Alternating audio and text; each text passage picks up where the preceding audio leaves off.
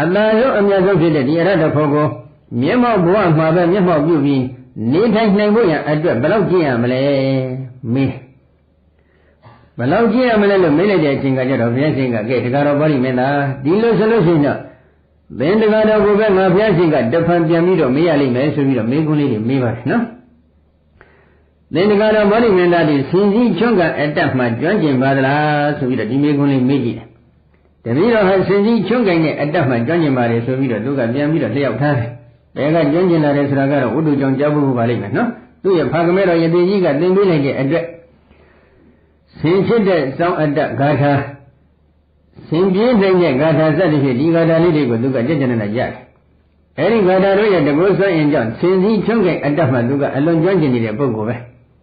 ဒီဥစ္စာကဘုရားရှင်ကစံထားပြီးဥပမာထားပြီးတော့သူ့ကိုတရားဟောမှာနော်ဒီတော့သင်က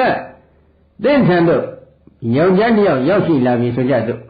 ဘောဓိမင်းသားဟာဆင်စည်းချုံးကိအတ္တမှကျွမ်းကျင်တယ်ဒီဘောဓိမင်းသားဓမ္မငါဒီဆင်စည်းချုံးကိတဲ့အတ္တပညာကိုသတ်သိယူမယ်ဆိုတဲ့ဥဒိချက်ဖြင့်ယောက်ျားတစ်ယောက်ဆက်လာပြီဆိုကြတော့ဒါပေမဲ့ဒီယောက်ျားကနံပါတ်1ယုံကြည်ချက်တရားမရှိဘူးယုံကြည်ချက်တရားဖြင့်ရောက်တဲ့ရောက်ထိုက်တဲ့အရာဌာနကိုသူရောက်အောင်မကြိုးစားဘူး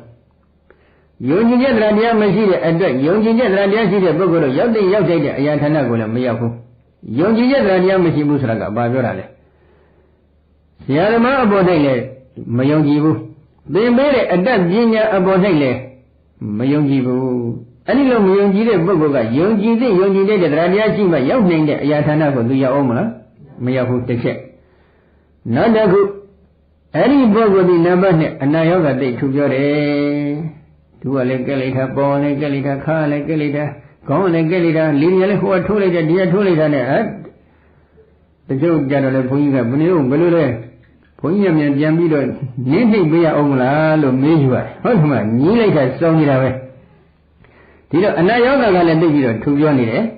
အနာယောဂထူပြောနေတော့အနာယောဂကြီးရှိတဲ့ပုဂ္ဂိုလ်တို့ရောက်တဲ့ရောက်ထိုက်တဲ့အရာဌာနကိုလည်းသူမရောက်နိုင်ဘူးဒါကနံပါတ်2နော်နံပါတ်3ကျတော့ပဋ္ဌမာယာဝီတဲ့လှက်ပတ်မှုတွေကောက်ကျစ်ဆင်းလဲမှုတွေကသိအားကောင်းတယ်လက်ပတ်မှုကောက်ကျစ်ဆင်းလဲမှုတွေကအားကောင်းတယ်ဆိုတာကဒီနေရာမှာအတန္တကုဏတမ္ဘာဝနာလက္ခဏာသာတိယမိမိမှာထင်ရှားမရှိတဲ့ဂုဏ်တွေကိုချီးမွမ်းပြခြင်းအမှတ်လက္ခဏာကသာတိယကောက်ကျစ်ဆင်းလဲတယ်လို့ခေါ်တယ်တန်တဒေါသပရိစ္ဆရဏလက္ခဏာမာယာမိမိမှာထင်ရှားရှိနေတဲ့အပြစ်တွေကိုဖုံးလွှမ်းနေတဲ့သဘောကမာယာဘယ်လိုတော့ဒကာကြီးတွေဒီမကြီးတွေနားလည်ကြလားကဲသူရရှိရနေပြီးတော့လက်ဝဲလက်စားတွေငှားပြီးတော့မင်္ဂလိုင်ပေါ်တိုင်းသွားပြီပါတယ်ပါတိယဟုတ်ပြီဒကာကြီးတွေနားလည်သွားပြီနော်အဲ့တော့ကိုယ်ကနေအိမ်ရှင်မလှုပ်နေတဲ့ပုဂ္ဂိုလ်ကအဲ့လိုတာတိယသမားဟုတ်တော့နည်းနည်းအကဲခတ်ဖို့တော့မလိုဘူးလားမကဲခတ်ပါဘူးတကယ်ကြီးယူမှာပါဟုတ်တယ်ဟုတ်လားတန်တရားဖြစ်နေကြရင်တော့အကဲခတ်တယ်ဆိုတာကဒီလိုလေခုလိုသူလုံးတတ်တယ်ဆိုတဲ့စိတ်ဓာတ်ရှိခဲ့ရင်တစ်ချိန်ကျရင်ကိုယ့်ပုံမှန်လည်းဒီလိုလုံးလို့မယ်ဆိုတဲ့အတွေ့ခေါ်တော့တကယ်ကြီးမရှိနိုင်ဘူးလားရှိတော့ရှိတဲ့နဲ့ဒါဖြစ်တဲ့တကယ်ကြီးယူမှာပါဟုတ်တယ်ဟုတ်လားနောက်တန်တဒေါသပရိစ္ဆရဏလက္ခဏာမိမိမှာထင်ရှားရှိနေတဲ့အပြစ်တွေကိုဖုံးလွှမ်းနေတဲ့သဘောကမာယာပဲအဲ့ဒီမာယာတတိယအကွေ့အကောက်အလှည့်ပတ်တွေကသိအကောင်းနေတဲ့တတိတူဖြစ်တယ်မာယာတတိယအကွေ့ကအလှည့်ပတ်မရှိတဲ့ပုဂ္ဂိုလ်တွေရောက်တဲ့အရာဌာနကိုဒီပုဂ္ဂိုလ်ရောက်မလားမရောက်ဘူးတစ်ချက်ဘယ်နှခုပြီးတော့လဲ3ခုနောက်တစ်ခုကတော့ဗာလဲကုဋိတာတဲ့နံပါတ်4သိပြင်းတယ်သိပြင်းတဲ့အခါကျတော့ဘာလုပ်တယ်ခင်ဗျားကြီးသိပါတယ်ကိုယ်ဉာဏ်မတရားလေးမှတ်ပြီးလမ်းလျှောက်တဲ့ပုံစံလိုဘာလို့ပေါ့ဒီဆရာတော်မြင်လို့ရှိရင်နော်နောက်တစ်ခုအိယာထဲမှာတုံးလုံးလှည့်ပြီးနေလိုက်တယ်သွားပြီးလိုက်တဲ့အခါကျတော့တပည့်တော်အကျိုးကြီးတက်လို့ပါတဲ့ခေါင်းကြီးလည်းကြိုက်နေလို့ပါတဲ့ဟုတ်လားဟုတ်မဟုတ်တော့မပြောတတ်ဘူးပေါ့လေနော်ဒီတော့သူပြောတဲ့တော့ဘုန်းကြီးကပဲနင်းပြရမယ်ပုံစံမျိုးနဲ့စကားပြောလာတယ်နော်အဲဒီတော့ဒီလိုပြင်းနေတဲ့ပုဂ္ဂိုလ်ကပုဂ္ဂိုလ်တယောက်ကပြင်းနေပြီဆိုလို့ရှိရင်အပြင်းထန်ကျိုးကအထုတဲ့လုံလဝိညာဉ်ရှိတဲ့ပုဂ္ဂိုလ်တို့ရောက်ထိုက်တဲ့နေရာကိုသူရောက်အောင်မလား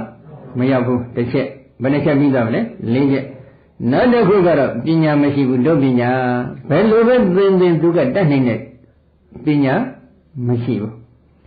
အဲဒီလိုပညာမဲ့တဲ့ပုဂ္ဂိုလ်ကပညာရှိတဲ့ပုဂ္ဂိုလ်တို့ရောက်ထိုက်တဲ့အရာဌာနရောက်မလား မရောက်ဘူးအဲ့တော့ဒီလိုအင်္ဂါ၅ချက်နဲ့ပြည့်စုံနေတဲ့ပုဂ္ဂိုလ်တို့ကသင်္ထမှာရှင်ကြီးချုံးကအတက်ကိုလာပြီးသင်ခဲ့မယ်ဆိုရင်ဒီပုဂ္ဂိုလ်တတ်နိုင်ပါမလားတတ်မြောက်နိုင်ပါမလားမေးကြည့်အရှင်ဘုရားအဲ့အင်္ဂါ၅ရပ်မှထားလိုက်ပါတော့အင်္ဂါတစ်ခုခုနဲ့ပြည့်စုံနေရင်တော့တပည့်တော်ထမ်းမှာဒီပုဂ္ဂိုလ်ဒီယောက်ျားရှင်ကြီးချုံးကအတက်ကိုလာပြီးသင်မယ်ဆိုလို့ရှိရင်ဘယ်လိုမှတတ်နိုင်မှာမဟုတ်ဘူးအင်္ဂါ၅ချက်နဲ့ပြည့်စုံနေမယ်ဆိုလို့ရှိရင်တော့ပြောခွင့်ရတော့မလိုတော့ပါဘူးမြတ်စွာဘုရားဆိုပြီးတော့တင်ပြဖျောက်ထားတယ်အဲ့ဒီကကြတော့မှဘုရားရှင်ကဘာပြန်ပြီးတော့အမိန့်ရှိလေနော်